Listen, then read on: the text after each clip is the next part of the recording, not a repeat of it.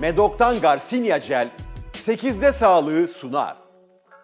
Merhabalar, operatör doktor Esra Jorani ben. Genel cerrah uzmanıyım. Genel cerrah uzmanıyım ama daha çok meme cerrahi hastalıklarla ilgileniyorum. Bugün emziren kadınlarda mastitten bahsetmek istiyorum. Mastit emziren kadınlarda doğru bir şekilde emzirmediği zamanlarda veya meme başlarında yaralar oluştuğu zamanlarda dışarıdan bakteri giriyor ve memenin içinde çoğalmasına bağlı enfeksiyon oluşuyor. Mastit dediğimiz aslında memede oluşan bir enfeksiyon bulgudur. Mastit şöyle şikayetiyle geliyorlar çoğu zamanlarda. Memede şiddetli ağrı, hassasiyet, şişkinlik, kızarıklık ve bazen ateş, titreme şikayetiyle geliyor. Genel olarak bu şikayetlerle geliyor. Bazen akıntı, meme başından böyle iltihap şeklinde akıntıda şikayetiyle başvurabilirler. Bunu tedavi edilmezse tabii enfeksiyon ve oradaki iltihap daha yaygın bir hale geliyor ve apseleşiyor. Apse dediğimiz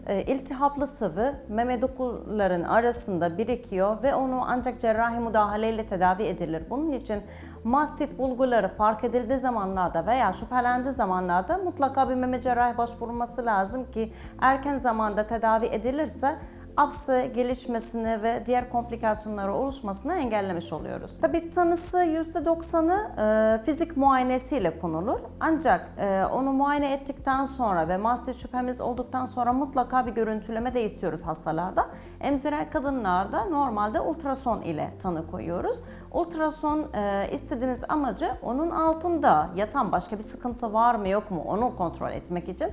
Bazen enfekte kist olabilir, bazen kitle olabilir veya orada enfeksiyona bağlı apse gelişmiş olabilir. Eğer apse geliştiyse bunu antibiyotik tedaviyle tedavi etme yetersiz oluyor. Cerrahi müdahale de yapmamız gerekebilir. Tedavisi en önemli kısmında tabii doğru bir şekilde kadınların emzirmelerine, yani mastit oluştuğu zamanlarda emzirmelerini kesmemeleri gerekiyor. Yanlış biliniyor bazen, ben mastit oldum acaba bu memeden vermemem mi gerekiyor, bebeğe zarar geliyor mu? Asla öyle bir şey yok. Tam tersine memeye boşaltılması gerekiyor. Sık sık emzirmesini gerekiyor, boşaltmasını gerekiyor.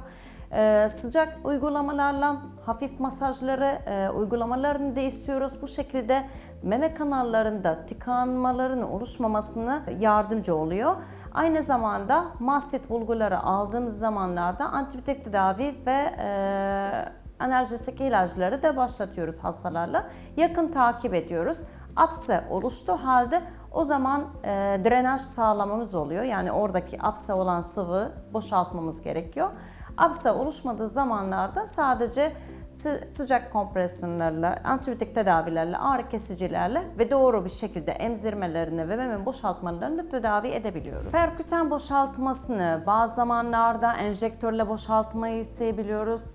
Daha çok böyle cerrahi müdahaleyi yapmamaya özen gösteriyoruz. Çünkü emziren kadınlarda cerrahi olarak boşaltma yaptığımız zaman orada bir fistül oluşturmuş oluyoruz kanallarla birlikte. Onu engellemek için daha basit bir tekniklerle oradaki iltihaplı sıvı dışarıda akmasını ve boşaltmasını sağlamış oluyoruz. Şiddetli bir meme ağrısı, geçmeyen meme ağrısı şikayetiyle geliyor. Emzirme zamanlarda daha fazla hassasiyeti oluyor. Kızarıklık alanları hissediyor memelerde ve memeyi emzirdikten sonra hala ödemli, hala şiş olarak fark ediyor kadınlarda. En sık şikayetleri aslında bu yöntemdir.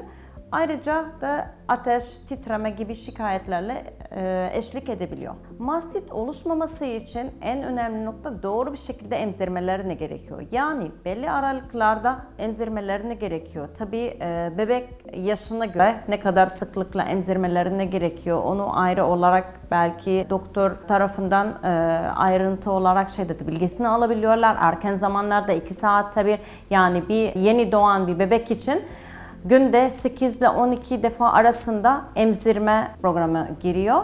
Emzirme sırasında tamamen meme boşaltıp boşaltılmamasını dikkat etmelerine gerekiyor. Yani bebek tamamen boşaltabiliyor mu o memeyi, emebiliyor mu tamamen sütü. Ondan sonra meme ciltlerinde ve meme uçlarında tahriş bulguları olmaması, yara olmaması özen göstermeleri gerekiyor. Bunun için böyle erken zamanlarda özellikle ilk emziren kadınlarda daha tam emzirmeyi tekniği çok iyi bilmediği için, meme bakımlarını bilmediği için meme uçlarında tahriş oluşabiliyor. Ona yönelik Bazı kremler var, onları kullanabilir.